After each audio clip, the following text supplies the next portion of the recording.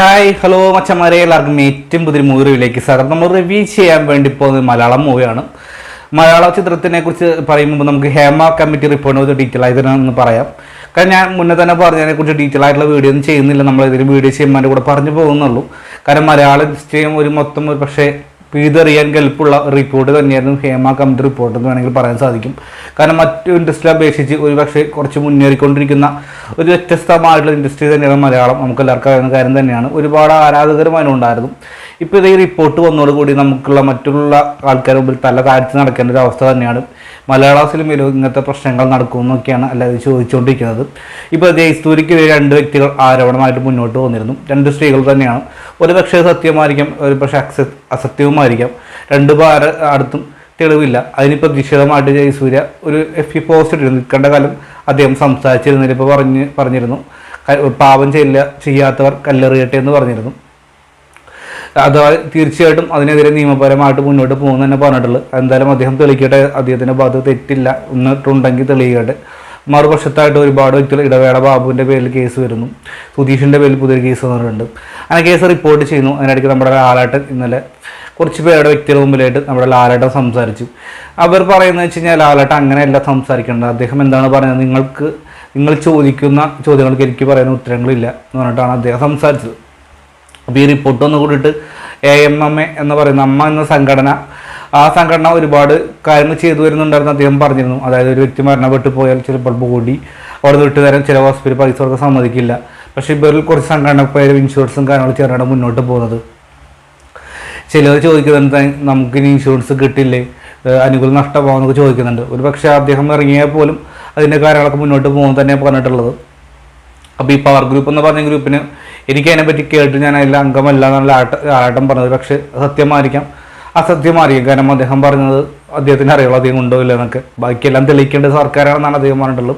നമുക്ക് കാത്തിരിക്കാം. എൻ്റെ മമ്മൂട്ടി ഇന്നൊരു പോസ്റ്റ് ഇട്ടിരുന്നു, അതേപോലെ തന്നെ പറഞ്ഞിട്ട്.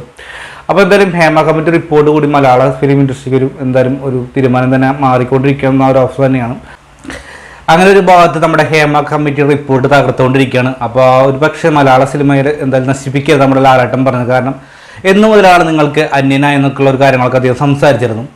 അപ്പോൾ അതിൻ്റെ ഇടയിലേക്ക് തന്നെ മലയാള സിനിമയിലെ ഹേമ കമ്മിറ്റി റിപ്പോർട്ട് ചൂടാറിക്കൊണ്ടിരിക്കുന്ന ഒരു അവസ്ഥയാണ്. അതായത് ചൂടുകൊണ്ടിരിക്കുന്ന അവസ്ഥയിൽ ഒരു ചിത്രം കഴിഞ്ഞ ദിവസം റിലീസ് ചെയ്തു. ഭരതനാട്യം എന്നാണ് ചിത്രത്തിൻ്റെ പേര്. ആ ഭരതനാട്യത്തിനെ കുറിച്ചുള്ള ഡീറ്റെയിൽ ആയിട്ട് റിവ്യൂ നമ്മൾ പറയാൻ വേണ്ടി പോകുന്നത്.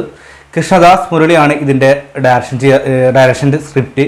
കാശ് നോക്കിയാൽ സൈജി കുറുപ്പ്, സായ് കുമാർ, കലാരഞ്ജനി, ശ്രീജ രവി തുടങ്ങിയ പ്രധാനമായും കാശിങ് വരുന്നുണ്ട്. അഭിറാം അതുപോലെ തന്നെ ഇതിൽ സൈജി കുറുപ്പിൻ്റെ സഹോദരങ്ങളായിട്ട് രണ്ട് വ്യക്തികൾ വരുന്നുണ്ട്. അദ്ദേഹത്തിൻ്റെ പേരറിയില്ല. അജയ് ഘോഷും അരുൺ ഘോഷും. പിന്നെ നമ്മൾ കണ്ടുപരിചയമുള്ള കുറച്ച് മോളക്കാർന്ന് വരുന്നുണ്ട്. മിക്ക സിനിമയിലും ചേച്ചിയും അനിയത്തിയായിട്ട് വന്ന് ഒന്ന് രണ്ട് കഥാപാത്രങ്ങൾ. അതുപോലെ തന്നെ തല്ലിമല ടോവിനോടെ കൂട്ടുകാരനായി വന്നിട്ടുള്ള കഥാപാത്രം വരുന്നുണ്ട്. നന്ദു പൊതുവാൾ നമ്മുടെ നെടുമുടി വേണുവിൻ്റെ ഡൂപ്പായി ചെയ്യുന്ന കഥാപാത്രമാണ്. ഇന്ത്യൻ ടൂവിലൊക്കെ വന്നിരുന്നു. അപ്പോൾ അങ്ങനെ കുറേ താരങ്ങളൊക്കെ വന്ന് പോകുന്നൊരു കഥാപാത്രം തന്നെയാണ് ഭരതനാട്യം എന്ന് പറഞ്ഞൊരു മൂവി. ഭരതനാട്യം ഒരു ഫാമിലി ഡ്രാമ ഒരു മൂവിയാണ് വിശേഷം സാധിക്കുക. ഒരു ഫാമിലിക്കുള്ളിൽ നടക്കുന്ന പ്രശ്നങ്ങളൊക്കെയാണ് അതിൽ പറയാൻ വേണ്ടി ശ്രമിച്ചിട്ടുള്ളത്. അതൊരു പരിധി വരെയും അത് വിജയിച്ച് തന്നെ എനിക്ക് പറയാൻ സാധിക്കുള്ളൂ. ഒരു നർമ്മത്തിലൂടെയാണ് അവർ പറയാൻ വേണ്ടി ശ്രമിച്ചിട്ടുള്ളത്. കാരണം അതിസജീവമായിട്ടുള്ള ശക്തമായിട്ടുള്ള ഒരു സ്റ്റോറിയുടെ ഒരു കുറവ് ചിത്രത്തിൽ ഉണ്ടെങ്കിൽ പോലും അത് മറികടക്കാൻ പ്രകടനം കൊണ്ട് സാധ്യത തന്നെ എനിക്ക് എടുത്ത് പറയാൻ സാധിക്കുന്ന ഒരു ഘടകം തന്നെയാണ്. പാട്ടുകൾ ഒരു പാട്ട് ഇതിൽ വന്നിട്ടുള്ളൂ എങ്കിൽ പോലും ആ പാട്ട് അത്യാവശ്യം കുഴപ്പമില്ലാത്ത രീതിയിൽ കണ്ടിരിക്കാൻ തോന്നുന്നുണ്ട്. ഒരു സ്റ്റോറി തുടക്കം തന്നെ ഒരു അമ്പലത്തിനുമായിട്ട് ബന്ധപ്പെട്ടുള്ള സ്റ്റോറിയാണ് തുടക്കത്തിൽ സ്റ്റാർട്ട് ചെയ്യുന്നത്. അതായത് ഒരു വെളിച്ചപ്പാട് തുള്ളുന്ന ഭാഗമായി കാണിക്കുന്നു. അവിടെ കിണറ്റിലോട്ട് വീഴുന്നുണ്ട്. അങ്ങനെ അമ്പലത്തിൻ്റെ പരിപാടി തുടങ്ങുന്നു പറയുന്നു. ഒരു പൂജ കാര്യങ്ങളൊക്കെ ആരംഭിക്കുന്നു പറയുന്നുണ്ട്. ഓരോ ഇതിലെ മെമ്പർമാരുടെ വീട്ടിൽ നിന്നും അതിനിടയ്ക്കാണ് ഒരു ഇൻസിഡൻ്റ് ആയിട്ട് വരുന്നിട്ടുള്ളത്. അപ്പോൾ അതിന് ശേഷം നടക്കുന്ന പ്രശ്നങ്ങളൊക്കെയാണ് മുന്നോട്ട് പോകാൻ ശ്രമിച്ചിട്ടുള്ളത്. ഇതിൽ ഭരതൻ എന്ന് പറയുന്ന കഥാപാത്രമാണ് സായ് കുമാർ ചെയ്തിട്ടുള്ളത്. എനിക്കൊന്ന് നീണ്ട ഒരുപാട് കാലത്തിന് ശേഷം സായ് കുമാർ ലഭിച്ച ഒരു മികച്ച വേഷം തന്നെ എടുത്ത് പറയേണ്ട ഒരു കാര്യം തന്നെയാണ് ഇത് ഭരതനാട്യത്തിലെ ഭരതൻ എന്ന് പറയുന്ന കഥാപാത്രം. അതായത് സൈജി കുറുപ്പിന് ഈ പറയുന്ന ഒരു അച്ഛനായിട്ടാണ് നമ്മുടെ സായ് കുമാർ വന്നിട്ടുള്ളൂ. കുറച്ച് ഏജ്ഡ് ആയിട്ടുള്ള വ്യക്തിയാണ്. അപ്പോൾ അദ്ദേഹത്തിൻ്റെ മികച്ചൊരു പ്രകടനം എടുത്ത് പറയാൻ സാധിക്കും. കാരണം കൂടുതലായിട്ടുള്ള മാസ് ഡയലോഗോ ആക്ഷൻസോ പരിപാടിയും കാര്യങ്ങളൊന്നുമില്ല. അദ്ദേഹം വെറുതെ ഇരുന്നാലോ നോക്കിയാലോ മതി, നമുക്ക് ശരി വരും. അതിഗംഭീരമായി തന്നെയാണ് സായ് കുമാർ എന്ന നടൻ ഇതിൽ മികച്ചൊരു പ്രകടനം തന്നെ കാഴ്ച വരുന്നുണ്ട്. അത് അദ്ദേഹം തന്നെയാണ് മികച്ചൊരു പ്ലസ് പോയിന്റ് ആയിട്ട് എനിക്ക് തോന്നുന്നു.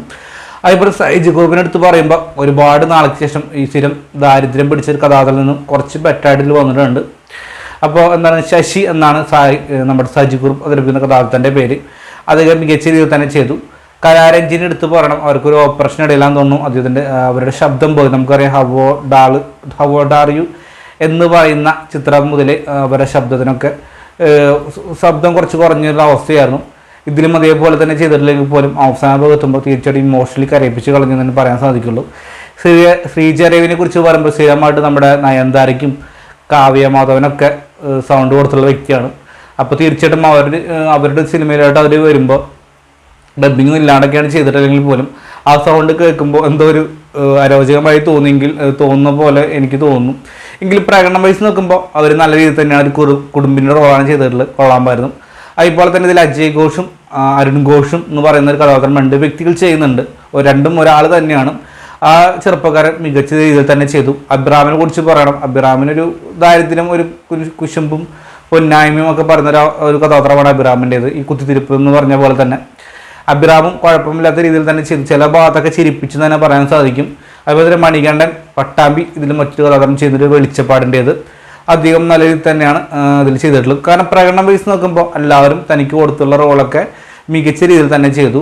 അതുപോലെ തന്നെ എഡിറ്റിംഗ് ആണെങ്കിലും അതുപോലെ ക്യാമറ വർക്ക് കാര്യങ്ങളൊക്കെ ആണെങ്കിലും എല്ലാം തന്നെ നല്ലൊരു കൊള്ളാമായിരുന്നു. കാരണം വിശ്വസിച്ച് പറയാൻ അത്ര ബ്രഹ്മാണ്ഡ ചിത്രം നല്ലൊരു കുഞ്ഞു സിനിമയാണ്. അതായത് ഭരതൻ എന്ന് പറയുന്ന ഒരാളുടെ വ്യക്തി ജീവിതത്തിൽ നടക്കുന്ന അല്ലെങ്കിൽ അദ്ദേഹത്തിൻ്റെ ഒരു ഫാമിലി നടക്കുന്ന ഒരു ഇൻസിഡൻറ്റ് അതെങ്ങനെയാണ് പുറത്തെ സമൂഹം അറിയിക്കാതെ കൊണ്ടുപോവുക, അതൊക്കെയാണ് ഇപ്പോൾ പടത്തിൻ്റെ ഇതിവൃത്തമായിട്ട് യൂസ് ചെയ്യാൻ ശ്രമിച്ചിട്ടുള്ളത്. അത് നല്ല രീതിയിൽ തന്നെ ചെയ്തിട്ടുണ്ട്. കാരണം ഏകദേശം 1 മണിക്കൂർ 45 മിനിറ്റ് അതിൻ്റെ ഡ്യൂറേഷനുള്ളൂ, 2 മണിക്കൂർ താഴെ. അപ്പോൾ അതിനുള്ളിൽ പരിധിക്കുള്ളൊട്ട് തന്നെ ബോറടിപ്പിക്കുന്നില്ല എവിടെയും. കാരണം അയ്യേ എന്ന് പറയാൻ തോന്നുന്ന രീതിയിൽ എവിടെയും ബോറടിപ്പിക്കുന്നില്ല. നല്ല ഇൻട്രസ്റ്റിംഗ് ആയിട്ട് കണ്ടിരിക്കാൻ തോന്നുന്നുണ്ട്. കാരണം കൂടുതലായിട്ട് ഇഷ്ടോ കാര്യങ്ങളൊന്നും വെച്ച് തരാതെ അത് ഇമ്പോർട്ടൻ്റ് ആയിട്ടോ ഒന്നും പോലും ടെൻഷൻ അടിപ്പിക്കാതെ വളരെ സ്ലോലി പടം മുന്നോട്ട് പോകുന്നുണ്ട്.